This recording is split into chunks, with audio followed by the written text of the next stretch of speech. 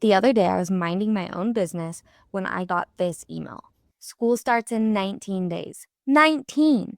Because of this, I decided to reread the books that got me wanting to do law school in the first place, and those are John Grisham. When I was in junior high, it was the summer, and I was in one of the biggest reading slumps I'd ever been in.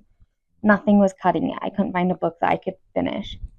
And my mom recommended John Grisham. She said I'd really like him, and I did. I really liked him. I started with The Firm, and then I read his entire backlog that summer. I read every single book he'd released. I loved it. In fact, it's the reason that I went to law school in the first place.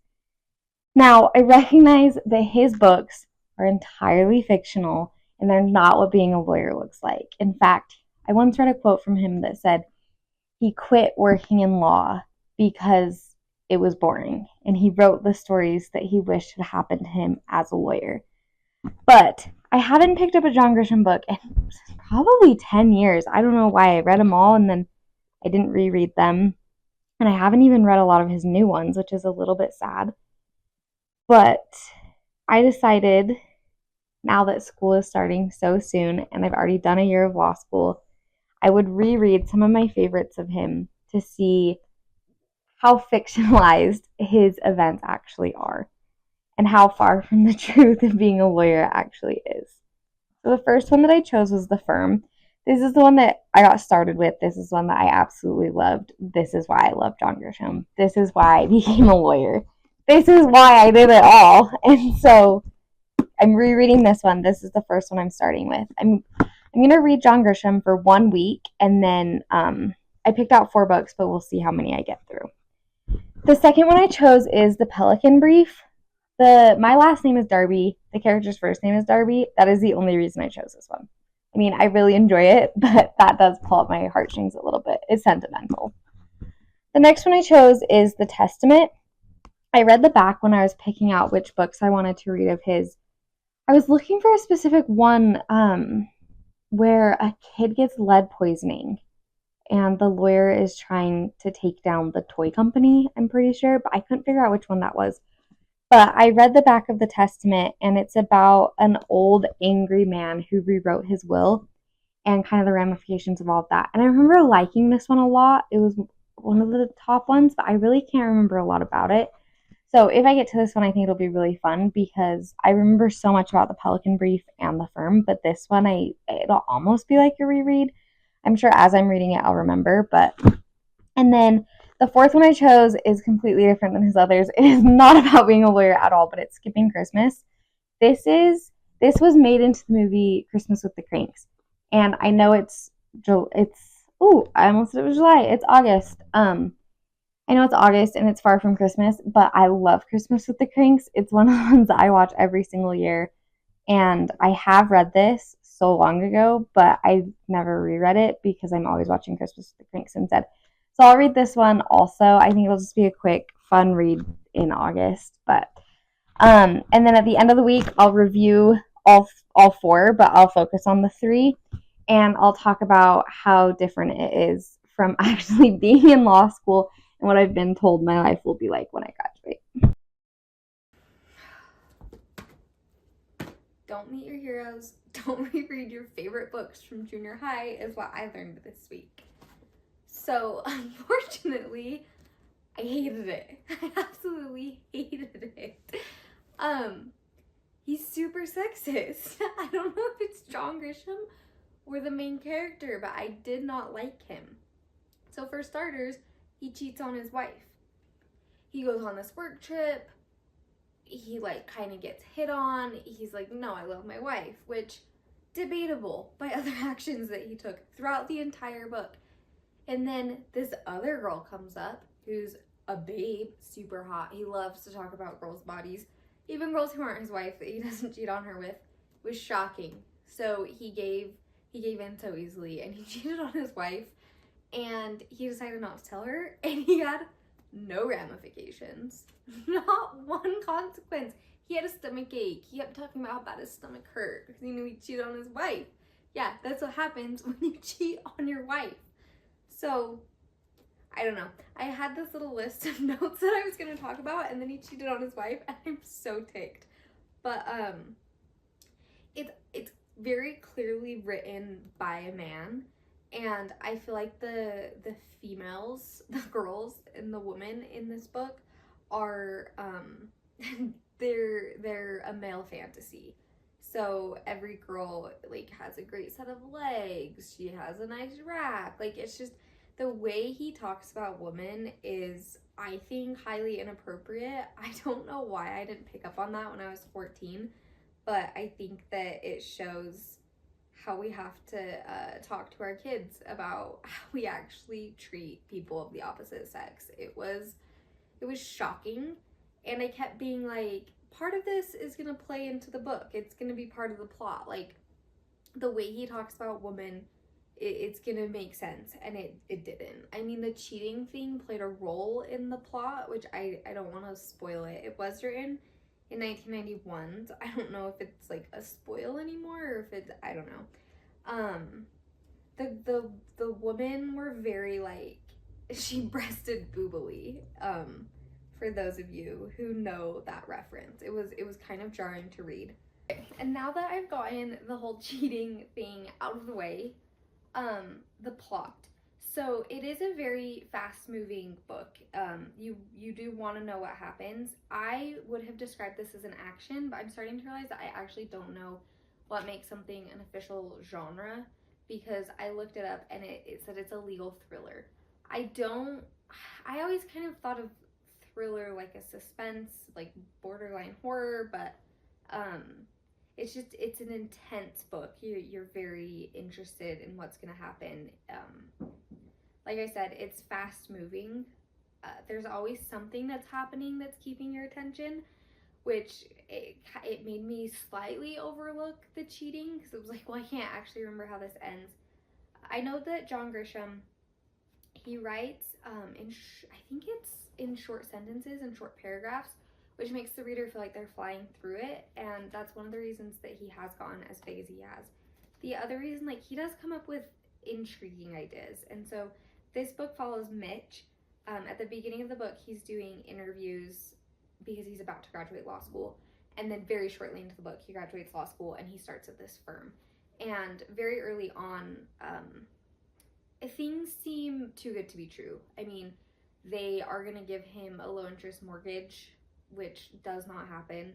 His salary, this is kind of funny to say, they offered him $80,000, and it's considered big law money, and now big law money, you start higher than $80,000, so that definitely dated the book. They end up forgiving his student loans, which, like, that doesn't happen. They buy him a new BMW of his make and model, and so very early on, his wife Abby starts to feel confused and concerned, because they keep just saying, like, happy lawyers are productive lawyers. They're very invested in his family life. They don't really want Abby to work. They want her to have kids. She feels like that is none of the firm's business when she has kids, or if she's working and what she's doing, and they do act like it is their business. And so from pretty early on, Abby is a little bit more aware of what's happening.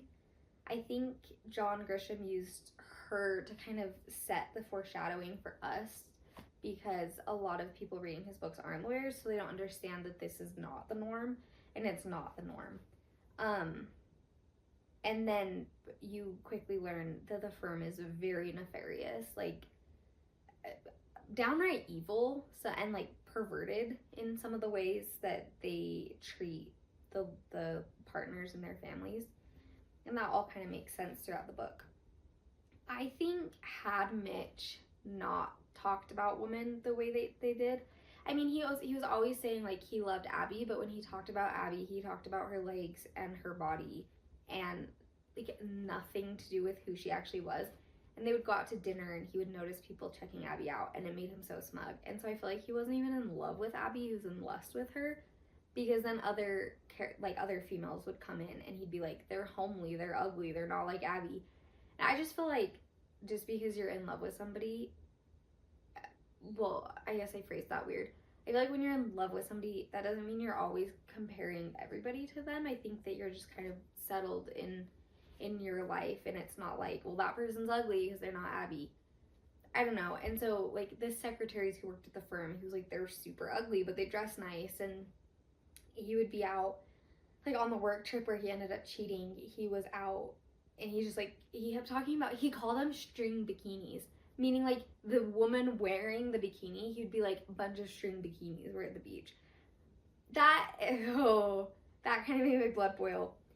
And I started to think, you know what, when I quit reading John Grisham, I'd read one of his in like 2015, I think, and I swear he described a woman as flesh, which is just like so much to unpack there. And I think that's why I quit reading John Grisham. And so as I was reading this, I was like, oh no, is this Mitch or is this John Grisham? Had he not had the whole woman misogyny aspect of the book, I feel like I would have rated it like a 4 stars. Because of that, it honestly is like a 2.5. I hate how he talked about women. And when I finally got into the book and was reading it and was like, okay, I'm gonna ignore that, I said I was gonna read John Grisham for a week. I want to talk about how it's different than law school. When I finally got over all of that, I was like, oh, it's a good book. And then stepping away from it, I'm like, oh, all I remember is how he talked about the girls. And so for that, it gets a 2.5 stars. I think it's well written.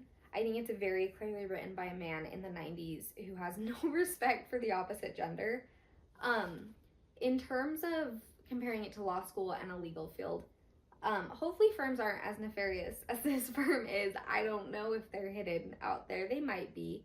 But this firm is like absolutely evil. I will say, as far as I know, even in big law, firms are not paying your student loans. They're not buying you houses. They're not buying you cars. They're paying you well enough that you can do all of that, but it's like, it's your money. You have to be responsible with it. The other thing is he started at this firm. They kind of rival big. So in law, there's like boutique firms, there's medium law, and then there's big law. And big law is like the national and multinational corporations that pay the best. They are the most intense. You are expected to put like 60 to 80 hours of work in, especially your first few years, especially before you make partner. In this, he was putting in like 60 to 80 hours. I think that is normal. I have not worked at big law. I know that they try to, I mean, there's a lot of perks to it if you absolutely love your career and you want to be like a career person instead of more of a balanced person. I went to just like, I don't know what to call it. It wasn't a seminar, but it was like this lunch of a handful of women from a specific big law firm I will not name. And it was for women in my law school, and somebody was like, how do you have a work-life balance? And this one girl was like, I guess I should call her a woman. This one woman was like, I don't need a balance because I want to be at work. And I was like, oof, that's a turn off. Like, I do want a different balance. And then this woman who was a mom was like, I've made myself completely replaceable. So it's like, they have a nanny, they have someone do their laundry, they have somebody hired out for everything so that when she's there, she can be fully present with her kids, but it's like, she's not that present. That is very much real and realistic, like it was in this book. I know there were some marital problems between Mitch and Abby because of the amount of time he was spending at the office. I think that's pretty standard. I think people in big law do live at the office. I think outside of big law, you can have a little bit more of a balanced life. I know a lot of big law firms now, you can actually, I don't want to do big law, so I haven't even sought out an internship with them.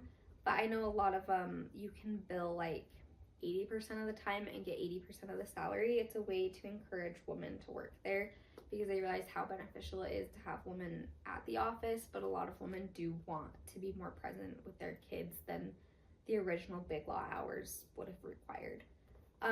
He also, I swear at one point he said he was putting like 60 to 80 hours into his law school efforts.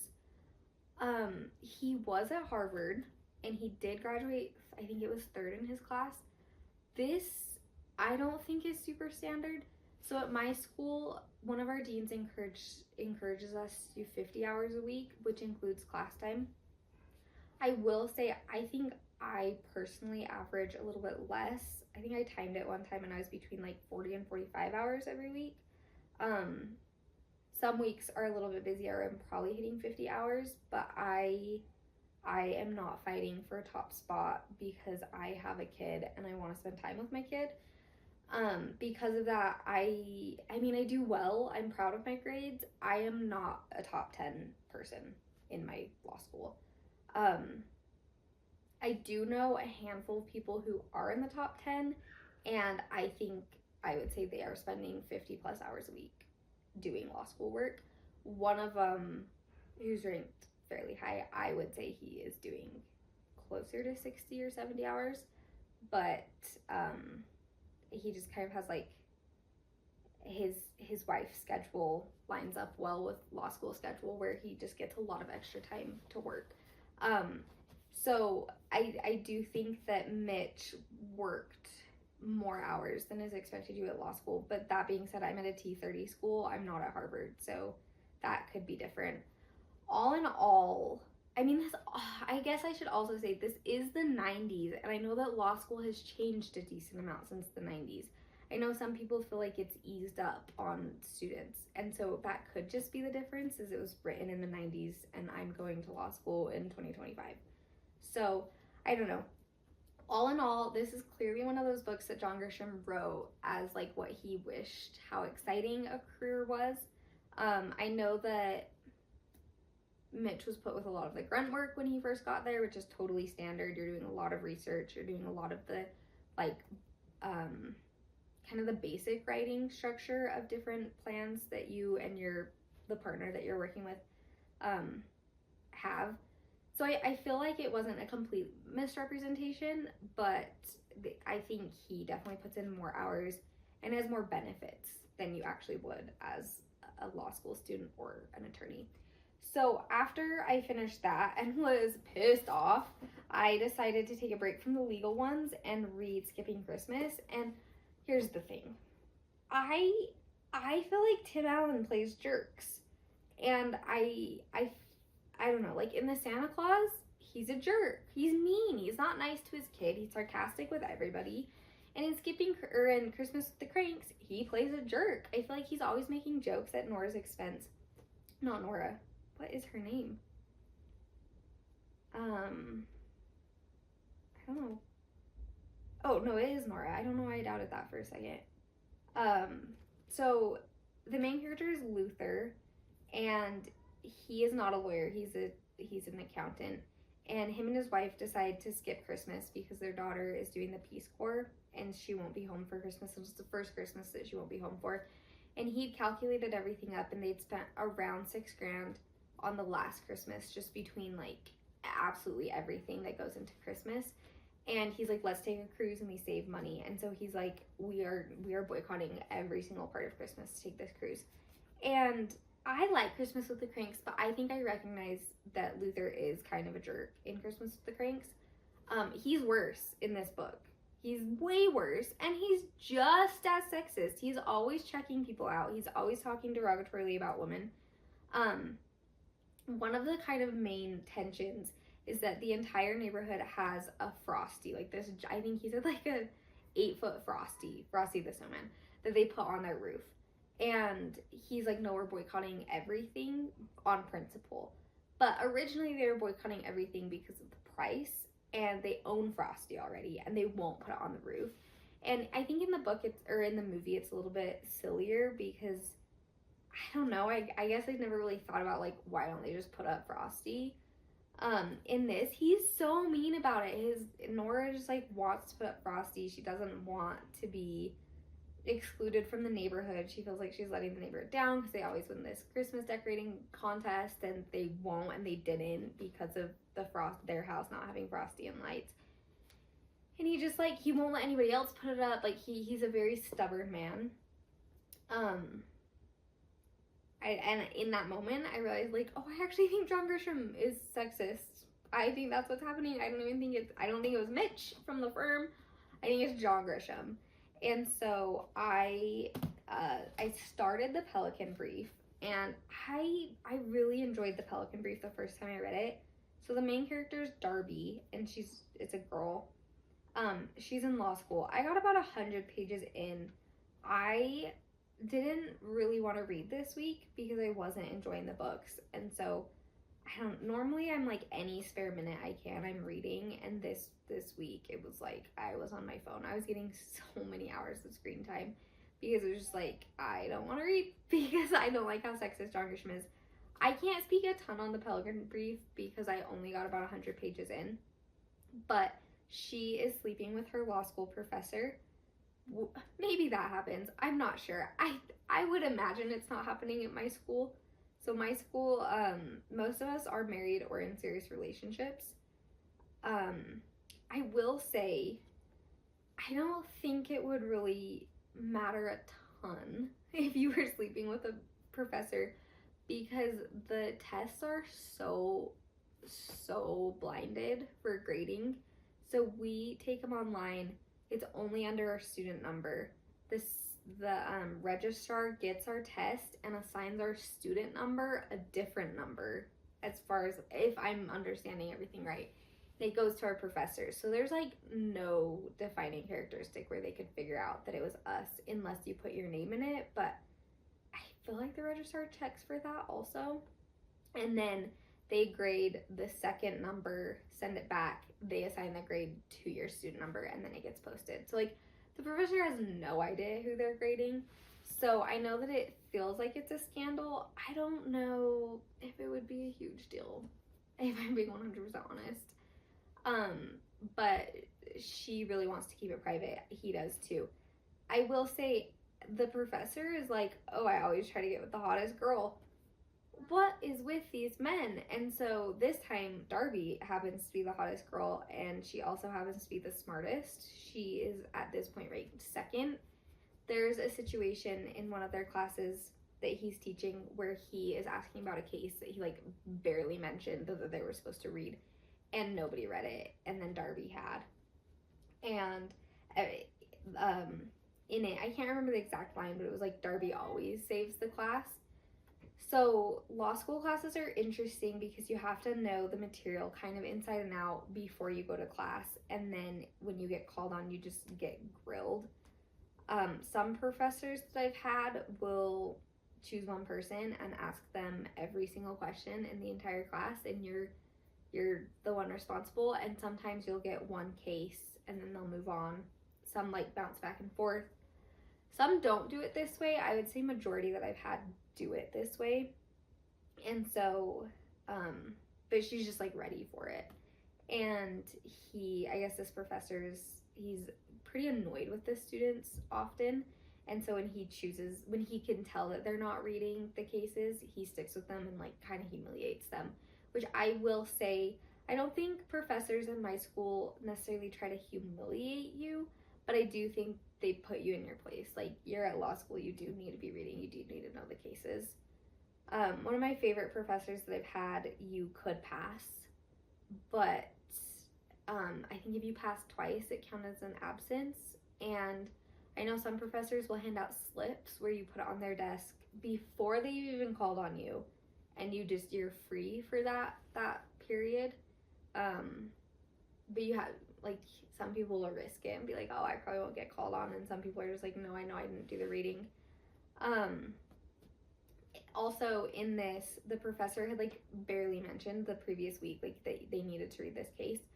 That does happen. I think in the era of Canvas, it happens less because if the case isn't in our casebook, it gets posted onto Canvas and you get an alert that it got posted onto Canvas, or you can if you have your settings set to that. And so it's like, oh, I should probably read this. We also have a website called Quimby, and so my school provides Quimby for us. And I always describe it like TED Ed, but for cases. And you can kind of just look up like highlights. So sometimes I'll skim a case and then read the Quimby so I know how to answer questions. So I typically am somebody who reads every single thing that they're assigned to me because I'm terrified of disappointing my professors, really, and being embarrassed in front of my classmates. I think it is the minority that reads every single case as in depth as I do, but the students who do stand out, they are typically the top 10. They are typically the ones who participate in class. They are the ones who are developing relationships with the professors, which get you far in life. So I think Darby is written pretty authentically as a law student. I didn't actually quite get to how she interacts with the plot, but it involves some Supreme Court assassinations and kind of the implications of what that means. So it's following a couple perspectives. It follows the President of the United States, it follows Darby and the professor that she's sleeping with, it follows the assassin, and then like just a couple random people. I will say in both of the legal books that I read by him, there are a lot of characters, like a lot of characters, and I feel like the characters have nicknames and code names, and they'll be there a couple hundred pages before, and then all of a sudden they pop up again. I will say reading it, not like studying it, because you're not going to do that with these books, but just like sitting down and reading it, there were a few times where I'm like, I honestly don't know who I'm reading about, but I'll figure it out as I go. I definitely felt that in The Firm, especially toward the end. It was just like character after character. Characters were being introduced in every chapter almost, and then would play a semi-significant role. So it was like you have to really know the characters. There were a lot of them. I feel like I'm a pretty intelligent reader, and I don't typically have this problem. So I don't know, maybe it's because I was less engaged because of the sexism, but there are a lot of characters. I almost felt like I needed a flowchart at one point. Like I said, I was only 100 pages into this one. There were a lot of characters again. And so if you are going to read these, that is something to know. I think it was fun just because I read it. I feel like it did change the trajectory of my life. I feel like I got law school and a legal career into my mind. So even though I didn't like it, like I'm not disappointed in where it got me, but yeah, it was fun to read it through the lens of like, oh, I actually know the intricacies of what he's talking about, and so just like, oh, that's legal jargon. I recognize that's legal jargon, but I don't know what it does. But this time it was like, oh, okay, I actually know what he's talking about. So that was fun. I think it was a fun, I liked that I said I was going to do this. I didn't love the books. I'm excited to start reading again. For fun, I feel like I'm gonna go through more books knowing that I'm not reading John Grisham right now. So that's, oh, I guess I didn't rank either of these. Let's see, Skipping Christmas, 3. I think Luther absolutely sucks. I think I'd give it less, except that I really enjoy Christmas with the Cranks, and so the sentimentality of that is affecting. It's a biased opinion, and it's still low. The Pelican Brief, I guess I probably shouldn't rank because I wasn't super far. I liked it more than I liked this one. I felt like it didn't feel as sexist. I will say, everybody was like, Darby's so hot, like she walked in and she walked in late to class, which I don't feel like that. I guess some people walk in late, but typically less people are late to class than they are in an undergrad. I feel like people at law school are taking it more seriously than people at their undergrad. You have to, you're investing a lot of time and a lot of money, and so I think that is something that's fun about law school, is that people take it very seriously. But so she walks in late and all the boys are like trying to check her out. That, I don't know, that's boring to me. I feel like there's better things to talk about, especially because it turns out that she's so smart. So I don't know why it was necessary for her to be as hot as she was and to constantly be reminded that she was that hot. So that's my review. I'll see you next week, hopefully with some kinder reviews.